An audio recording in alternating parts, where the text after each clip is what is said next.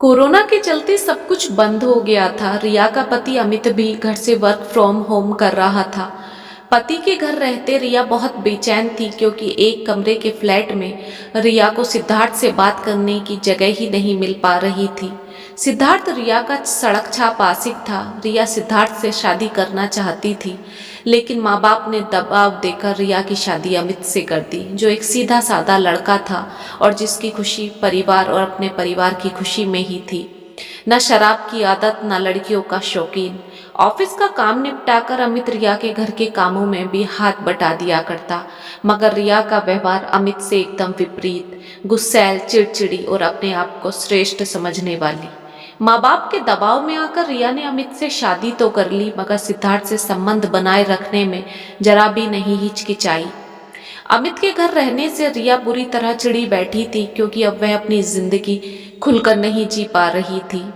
रिया, क्या तुम हमारी शादी से खुश नहीं हो? हर वक्त गुस्से में चिड़ी रहती हो। एक रोज अमित ने रिया से पूछा। पहले तो कुछ खुश भी रहती थी, मगर जब से ये कोरोना आया है तब से तो मानो तुम्हारे चेहरे की हंसी गायब ही हो गई है। रिया अमित का हाथ झटक कर करवट लेकर लेट गई। रिया कैसे कहे अमित से कि उसके घर रहने के चलते वो न सिद्धार्थ से बात कर पा रही है, न उसे घर बुला पा रही है। बताओ ना रिया, मैं कैसे तुम्हें खुश रख सकता हूँ? तुम्हें कुछ चाहिए हो तो बताओ ना। अमित ने रिया को पीछे से बाहों में भर लिया। रिया ने अमित को एक जोर का धक्का दिया। मुझे घुटन होती है इस घर में। न कहीं जा पा रही हूँ, न किसी से बात कर पा रही हूँ। टीवी देखो तो तुम्हारी मीटिंग चलती है, बात करो तो तुम डिस्टर्ब होते हो। तुम्हारे घर रहने से मेरी प्राइवेसी बिल्कुल खत्म हो गई है। रिया जोर से अमित पर चिल्लाई। अच्छा, तो मैडम को कहीं घूमने जाने का मन है? बताओ कहाँ चलना है, अभी चलते हैं। अमित ने रिया पर प्यार लुटाते हुए बोला। तुम्हारे साथ नहीं, मुझे अकेले घूमने जाना है। रिया ने आंखें दिखाकर अमित से बोला। अमित का मुंह जरा सा रह गया और करवट लेकर सो गया। रिया चुपचाप कमरे से उठी और रसोई में जाकर सिद्धार्थ को कॉल लगा दी। सिद्धार्थ, मुझे तुमसे मिलना है। मैं पागल हो जाऊंगी अगर एक दिन भी तुमसे मिले बिना रही तो। लेकिन कहाँ रिया, हर जगह कोरोना के चलते सब होटल रेस्टोरेंट बंद हैं, हम नहीं मिल सकते। उधर से सिद्धार्थ ने बोला। मुझे कुछ नहीं पता, मुझे तुमसे मिलना है तो मिलना है, वरना मैं तुम्हारे घर आ जाऊंगी। घर आने की बात पर सिद्धार्थ थोड़ा घबरा गया। ठीक है, मैं कुछ व्यवस्था करके तुम्हें सुबह मैसेज करता हूँ। अमित, मेरी एक दोस्त के घर किटी पार्टी है, मुझे वहां जाना है, शाम तक आ जाऊंगी। अपने बदन को परफ्यूम से तर करते हुए रिया ने बोला। लेकिन रिया, क्या लेकिन? बस हो गई तुम्हें दिक्कत मेरे बाहर जाने से? मर जाए कोई आदमी इस घर में पड़ा हुआ, मगर इस घर की चौखट के बाहर कदम ना रख दे। इससे पहले अमित कुछ बोल पाता, रिया ने उल्टा अमित को ही सुनाना शुरू कर दिया और अपने बगल में पर्स डालकर फ्लैट के बाहर निकल गई। अमित चुपचाप खड़ा हुआ रिया को जाते हुए देखता रहा, मगर कुछ भी ना बोल पाया। सिद्धार्थ के एक दोस्त के खाली फ्लैट में जाकर रिया ने दरवाजा खटखटाया। अंदर से एक लंबे बालों वाले लड़के ने दरवाजा खोला। सिगरेट के धुएं में उसका खुद का चेहरा धुंधला नजर आ रहा था। रिया ने अपने हाथ से धुएं को हटाया।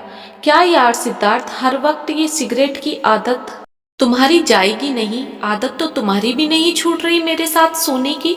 सिद्धार्थ ने रिया का हाथ तेजी से अपनी तरफ खींचते हुए बोला। मतलब तुम्हें क्या लगता है मैं बस तुम्हारे साथ सोने आती हूँ? रिया ने सिद्धार्थ का हाथ जोर से झटक दिया। मैं प्यार करती हूँ तुमसे, इसलिए मिलने आती हूँ, रिया ने अपना स्पष्टीकरण देते हुए बोला। हाँ, तो इसे ही तो प्यार कहते हैं, रिया के गले पर चूमते हुए सिद्धार्थ ने बोला। क्या मतलब? तुम्हें प्यार और सोने में कोई फर्क नजर नहीं आता? ओहो यार, तुम तो नाराज हो गई। जो प्यार करेगा वही तो सोने के लिए भी राजी हो जाएगा, वरना कोई सड़क चलती लड़की थोड़ी मेरे साथ सो जाएगी, या फिर मैं हर लड़की के साथ सो जाऊंगा। बताओ जरा। बातों को गोल गोल घुमाते हुए सिद्धार्थ ने बोला। यार, मैं तो अपनी खुद की बीवी के साथ नहीं सोता, मुझे तो बस तुझ में ही स्वाद आता है। बोलकर सिद्धार्थ ने रिया को अपनी बाहों में भर लिया और रिया के होठों को अपने होठों में दबा लिया। रिया की बंद आंखें और अनियंत्रित सांसें इस बात की गवाही दे रही थी कि एक प्यासी नदी सागर में मिल गई है। रिया की ऑफ शोल्डर गाउन की चैन खोलकर सिद्धार्थ ने एक झटके में उसके बदन से अलग कर दी। रिया की छटपटाहट बढ़ती चली गई, जिसे शांत करने की कोशिश में सिद्धार्थ पूरी तरह लग गया। पसीने में तर दोनों बदन एक दूसरे से लिपटे रहे। आहा, कमाल है यार तू। थककर एक तरफ बिस्तर पर गिरते हुए सिद्धार्थ ने बोला। रिया ने अपना सर सिद्धार्थ के सीने से टिका लिया। इतने ही रिया के फोन की घंटी बजी। यार ये बावला आदमी कब से मुझे फोन कर रहा है, मुझे नहीं उठाना इसका फोन। अमित का फोन देखकर रिया ने फोन को एक तरफ खिसका दिया। सिद्धार्थ हम कब शादी करेंगे, चलो ना कहीं भाग चलते हैं, मुझे नहीं रहना इस आदमी के साथ। एकदम पुराने जमाने का है, इसको प्यार करना भी नहीं आता, तुम्हारे साथ कितना मजा आता है।